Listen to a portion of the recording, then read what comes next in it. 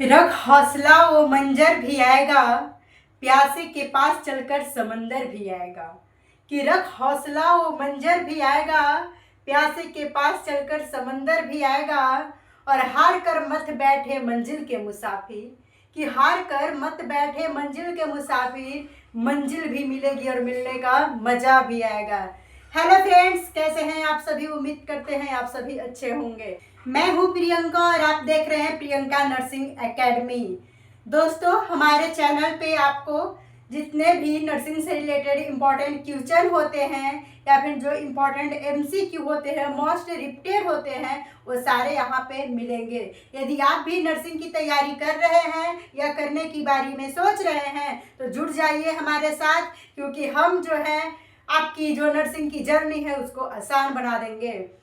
तो देर ना करते हुए स्टार्ट करते हैं आज के वीडियो स्टार्ट करने से पहले हम आज बता दें दोस्तों कि आज के वीडियो में हम लेबर के बारे में पढ़ने वाले हैं। आज के वीडियो में हम जानेंगे लेबर क्या है, कितने प्रकार की होती हैं, कितने दिन, कितने मंथ और कितने वीक्स लगते हैं इसमें, और किस प्रकार से होती हैं।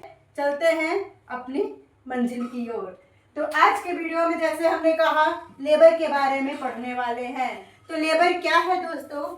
लेबर वह प्रक्रिया है जिसके द्वारा गर्भधारण का उत्पाद, यानी कि जो गर्भस्थ शिशु है, जो बच्चा है माता के गर्भ में, वो यूटेराइन कैविटी यानी कि गर्भाशय गुहा से योनि मार्ग से होते हुए बाहर निकलता है।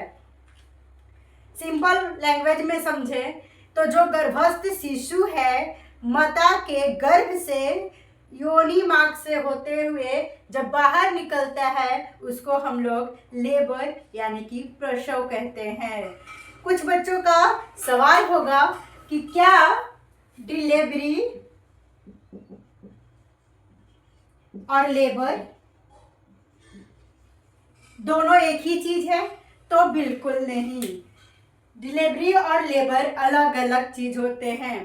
तो कुछ बच्चे यहाँ पे नाराज हो जाएंगे कि आप तो गलत पढ़ा रही हैं, डिलीवरी और लेबर एक ही चीज होते हैं। नहीं, हर लेबर डिलीवरी हो सकता है लेकिन हर डिलीवरी लेबर नहीं हो सकता।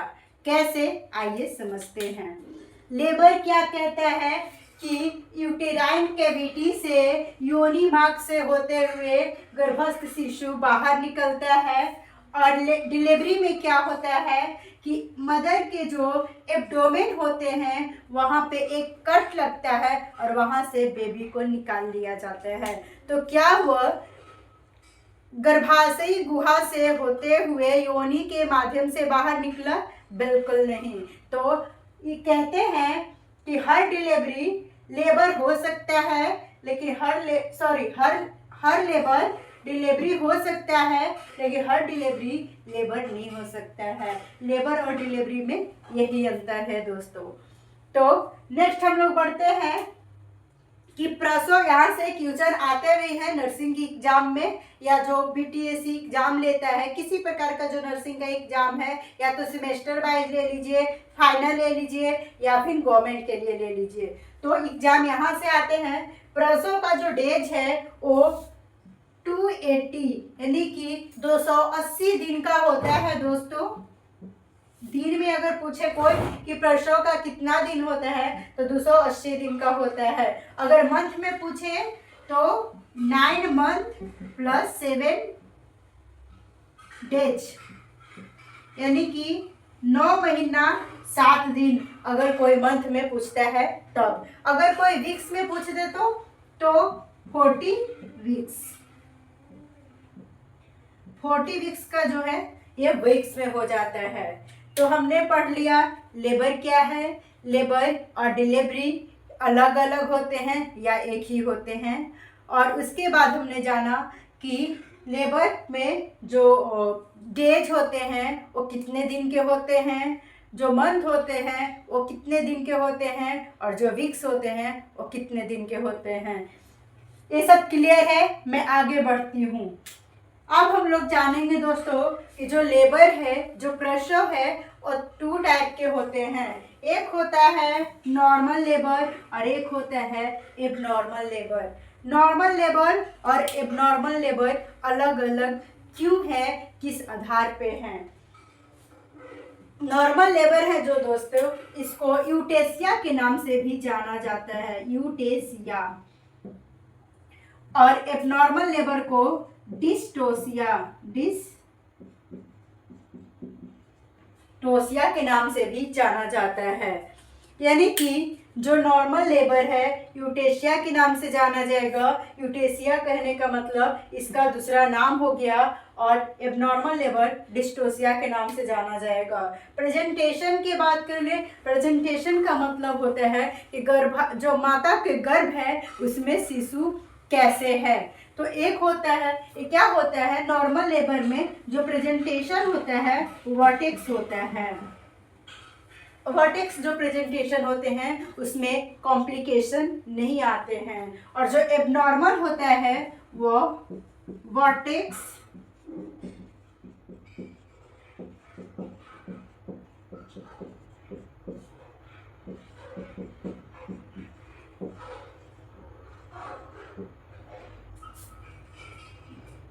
जो नॉर्मल लेबर होते हैं दोस्तों, उसमें जो बेबी का प्रेजेंटेशन होता है वो वर्टेक्स होता है, और एबनॉर्मल लेबर में वर्टेक्स के अलावा कोई भी प्रेजेंटेशन हो सकता है, जैसे ब्रीच हो सकता है, शोल्डर प्रेजेंटेशन हो सकता है।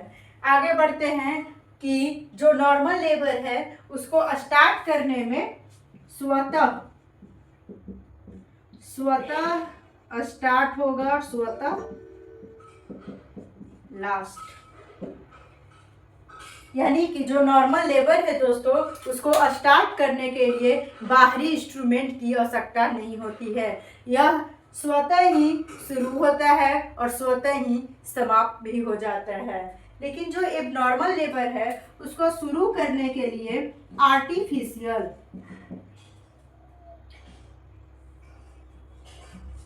कह ले तो कृत्रिम, यानी कि जो एबनॉर्मल लेबर है उनको स्टार्ट करने के लिए कृत्रिम इंस्ट्रूमेंट का या साधनों का उपयोग किया जाता है, और इनके समापन में भी कृत्रिम इंस्ट्रूमेंट की सहायता ली जाती है। नेक्स्ट बढ़े हम लोग कॉम्प्लिकेशन की बात करें तो नॉर्मल लेबर में किसी प्रकार की कोई कॉम्प्लिकेशन, कोई समस्याएं, कोई जटिलताएं नहीं होती हैं, लेकिन एबनॉर्मल लेबर में कॉम्प्लिकेशन उपस्थित होते हैं। नेक्स्ट बढ़े हम लोग टाइमिंग की बात कर ले तो जो नॉर्मल लेबर है उसमें जो प्रथम गर्भा होता है, एक प्रथम गर्भा होता है, एक बहुगर्भा होता है। समझेंगे यहाँ पे कि प्रथम गर्भा होता है क्या है।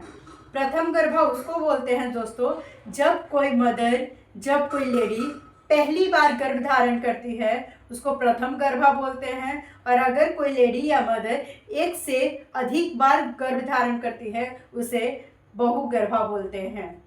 तो जो नॉर्मल लेबर है उसमें जो प्रथम गर्भा होती है उसमें 14 से 16, लेकिन प्रथम गर्भा में 14 से 16 आवर्स का टाइम लगता है, और जो बहुगर्भा होती है